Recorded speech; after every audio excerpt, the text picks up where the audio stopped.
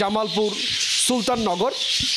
আর যিনি এত শখ করে এত প্রজাতির পাখি পালছেন তার নামও সুলতানি।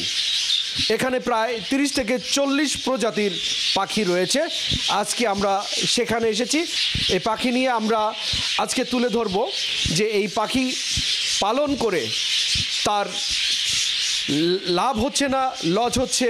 সেই সুলতানির যিনি একজন সফল উদ্যোক্তা, এই পাখি পেলে তিনি যেই সফলতা অর্জন করেছেন আমরা সেই সুলতানির মুখ থেকে শুনবো।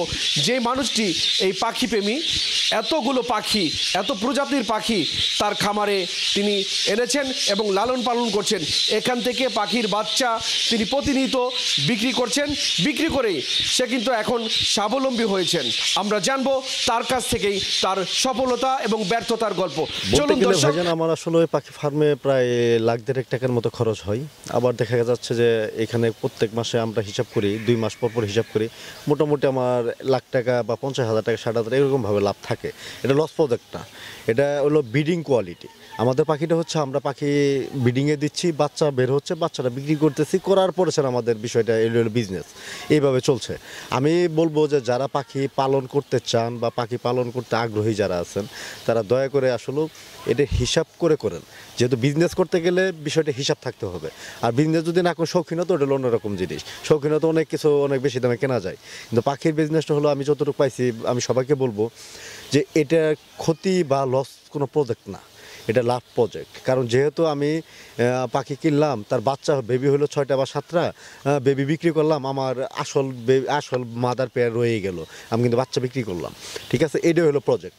এখন তারপর একটা জিনিস বলি আপনাদেরকে, আমি পাখি পালন করে মোটামুটি আমি যে জায়গাতে আছি এই জায়গাটা আমার ক্রয় করা, এই পাখি বিক্রি করি, এই জায়গাটুকু আমার ক্রয় করা। তাহলে মোটামুটি আরও আমার সাংসারিক খরচ, আবিদানিক খরচ, আমার বাচ্চা লেখাপড়া করে বা আবিদানিক যে টুকটাক খরচ আমারও নিজের খরচ আছে, এই পাখি থেকে চলে ইনশাল্লাহ আপনাদের দোয়ায়। তবে খারাপ জিনিস না, অনেক ভালো জিনিস। যারা চাকরি পিছিয়ে ছুটতেছেন তারা না ছুটে আমার মনে হয় যে উদ্যোক্তা হন, যেটাই হন না কেন একটা উদ্যোক্তা হন, ইনশাল্লাহ ভালো কিছু করতে পারবেন। আলহামদুলিল্লাহ।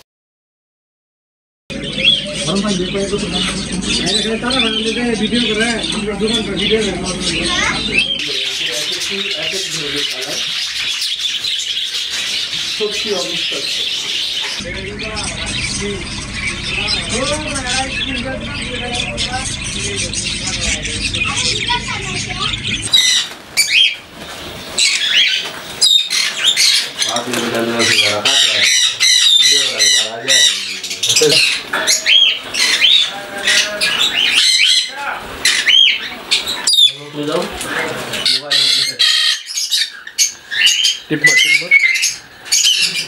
বাইরে গেলে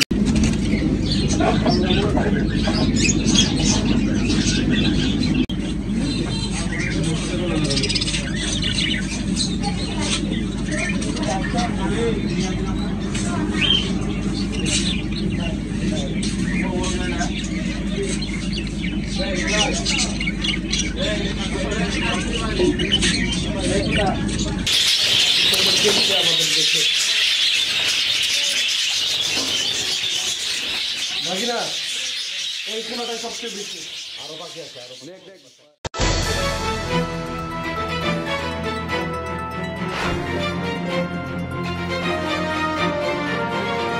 News every 24 minutes.